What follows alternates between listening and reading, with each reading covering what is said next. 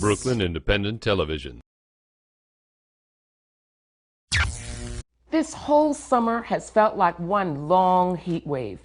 But despite what they say in the song, you don't see too many people dancing in the streets. It's just too hot. In fact, when day after day we hit 90 degrees, the situation can become dangerous for some people. To tell us what heat and humidity actually do to the body, how to stay safe, and how to get help, I'm pleased to welcome Dr. Tucker Woods, Chairman of Emergency Medicine at Long Island College Hospital. Thank you for joining us. Thank you. I know it's September, but we don't know when this heat wave is going to stop. Tell me what has happened in terms of an uptick in people coming to the emergency room. Have you seen that? Yeah, we have seen that. We've actually had a couple of heat waves already. The most brutal one was the first week of July when the city hit 103 degrees, and we did see an uptick of patients come into the emergency room. But fortunately, they actually got to the ER in time, and they did not have to be admitted. We just treated them, hydrated them, and then released them. Hydrated them. I'm glad you said that. We're going to get back to hydration. First, I want you to talk about, what are the situations that make people most vulnerable to getting symptoms from the high heat and humidity? Everyone can be vulnerable, but especially the young and the elderly. They're more susceptible, and sometimes it's because they're on medications. The super young, they can't tell you if they're hot. Can't go get a glass of water. Exactly. So they tend to be more susceptible. Sometimes psychiatric patients are more susceptible as well. Are there any medications that people are on that could make them more susceptible to heat problems? Definitely. Patients that are on blood pressure medications, that they are more susceptible to heat exhaustion, especially if it lowers their heart rate. Diuretics can make you more susceptible. Just for our audience, tell them what the diuretics are and name a couple. Lasix is the one that most people are familiar with. Its generic name is furosemide, and but there's a lot of different water pills out there. But the most common one is that everybody hears of is Lasix. Okay. And what other conditions? What about lung conditions and the high humidity and the heat? People with underlying pulmonary disease, they're more susceptible. Asthmatics, for example, people with emphysema. Sometimes the heat alone can trigger their asthma or the high humidity. So they're definitely more prone as well.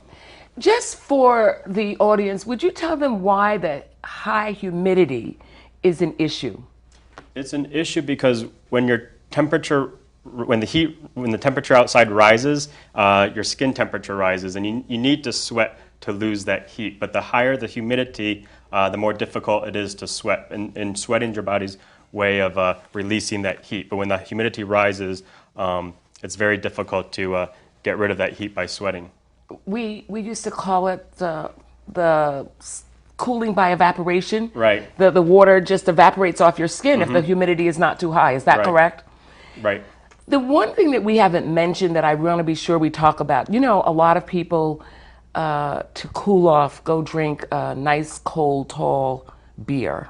Right. Or even some people drink a gin and tonic. So what about alcohol and heat and cooling off? Alcohol, you have to be careful. It might taste good, but alcohol actually acts as a diuretic. And I'm sure anybody who's had a couple beers noticed that they're going to the restroom more often, but it actually acts as a diuretic. So you can become dehydrated, especially if you're drinking beer or alcohol in the high heat and in the sun. So you have to be careful.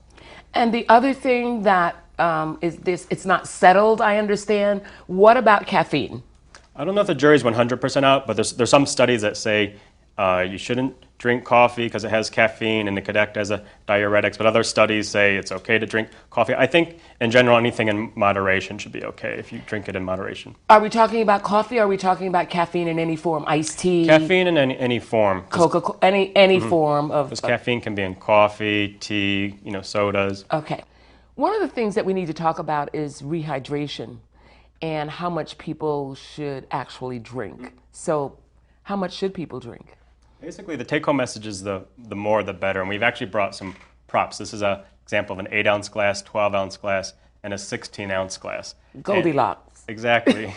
And during a heat wave, splurge on yourself. Get that extra large glass. You're not going to overdo it, and the more you drink, the better you stay hydrated, and the less of a chance you're going to develop heat exhaustion. So go for that extra large glass during the heat wave in these warm summer months. The only other question I have is whether or not water by itself is adequate replacement.